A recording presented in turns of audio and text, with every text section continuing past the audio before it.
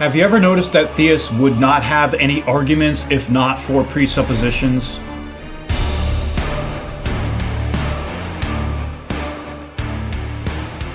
Welcome to Noah's Snark. I'm Atheist Josephina, aka AJV, and today I'm addressing a comment made by someone on one of my YouTube short videos, which was also posted to TikTok.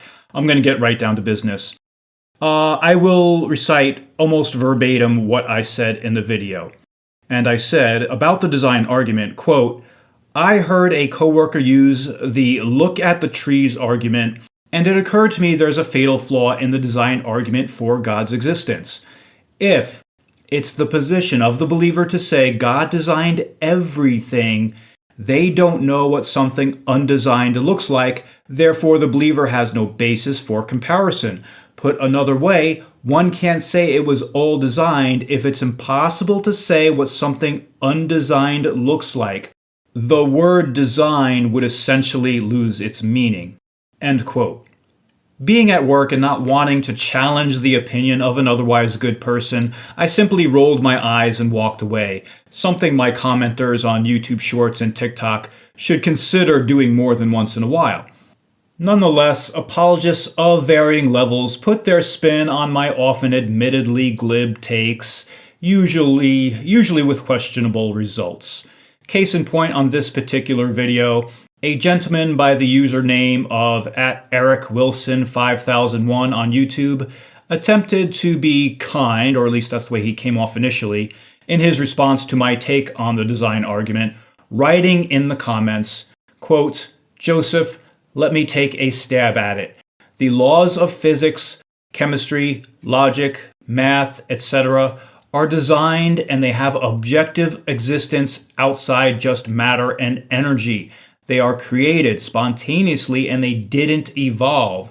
They are necessary and not arbitrary, demonstrating a consistent order and a mind. End quote. Now, when Erik wrote, let me take a stab at it, I said okay, being immediately disarmed by what seemed like politeness and willing to hear him out, right before the very next sentence launched my head into my hands. That second sentence was, the laws of physics, chemistry, logic, math, etc. are designed and they have objective existence outside of just matter and energy. And Erik, I have to speak to you directly here. You made two unsubstantiated, unprovable claims. The first being the laws of physics, etc. are designed, and two, that they have objective existence outside of matter and energy. That is, meaning outside of our universe. Problem is, so far all we've seen or detected is matter and energy as components of the universe. Anything else as a substance of the universe is simply, mostly, baseless assertions. I say mostly because we have not yet directly observed gravitons, which are theorized to carry the gravitational force, though we do expect to observe them at some point in the future, just like we did with the Higgs boson, which is a short-lived particle that gives all the other particles mass, except for photons. But getting back to his first point, no, we've never seen anyone or anything create the laws of physics or chemistry. To say that is based solely off of presuppositional beliefs. I would also add his use of the phrase consistent order is not synonymous with design. Order and design are two different things. Please consult a dictionary. Erik continues, quote, things that are not designed are seemingly random results of activities and processes that were designed, such as the arrangement of sand or shells on the beach and the arrangement of trees in the forest. However, according to the biblical view on divine providence, all of these things are in fact ordered and directed by the will of the Creator. End quote. Okay, so Erik is saying designed things, as they go through their process of existing, can result in what seems like undesigned things. But that's just another unprovable assertion. It's no more provable than me appealing to Greek mythology and saying the universe emerged from a primordial void, which then gave rise to the first beings, Chaos, Eros, Tartarus, and Gaia. If I asserted that, Erik, how would you prove me wrong? And did you notice how he again conflates order and design? On to his third point. Quote, God does not lie, and he does not deceitfully deposit fossils and geological clues deep underground to trick us and conceal our true history. God has told us about his direct involvement in creation in the book of Genesis, so we should see evidence supporting that narrative through scientific investigation. If we care about truth, with a capital T, we need to follow it wherever it leads. End quote. Actually, God does lie. He lies to Adam and Eve about dying the same day they eat the fruit from the tree of knowledge of good and evil. And before anyone says God meant a spiritual death, well, that's not how the text reads, and if one needs the rest of the Bible to draw that conclusion, well, bad news, since the Bible wasn't canonized until almost 400 years after Jesus died, meaning, at best, with the book of Genesis being written some 900 years before the Bible was canonized, that for almost 900 years no one could say for sure God was talking about spiritual death in Genesis, and that is just too convoluted to be believed. And I will grant here this could be an argument from incredulity. Anyway, God also appears to have put a lying spirit into people in 1 Kings and 1 Samuel. Thought I'd mention that. Also, why is Erik bringing up fossils?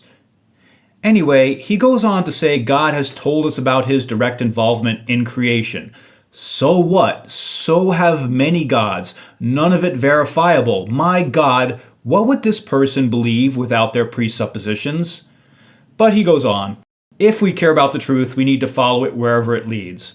Well, I agree with that, and if the truth, meaning facts, lead us to the conclusion God did not have a hand or does not have a hand in natural processes, and we shouldn't conclude that since there is no good evidence for any God's existence, we should accept the possibility there are perfectly natural explanations for why we believe in, say, deities. That's where the current evidence in neuroscience and psychology leads, that a belief in gods is psychological and biological in nature and is not some external fact of the universe. Erik closes with, quote, if you can disprove creation, then you disprove the Bible. Same with Jesus and the resurrection. But if you are unwilling to allow for the possibility of miracles, then you have many scientific challenges to overcome with your godless worldview. End quote. Okay, there is zero evidence for the creation myth found in the book of Genesis. Same with every other creation myth in every other religion. I don't need to disprove a mythological claim. Believers need to prove claims made in the affirmative, and this is a well-accepted practice in academia for a reason.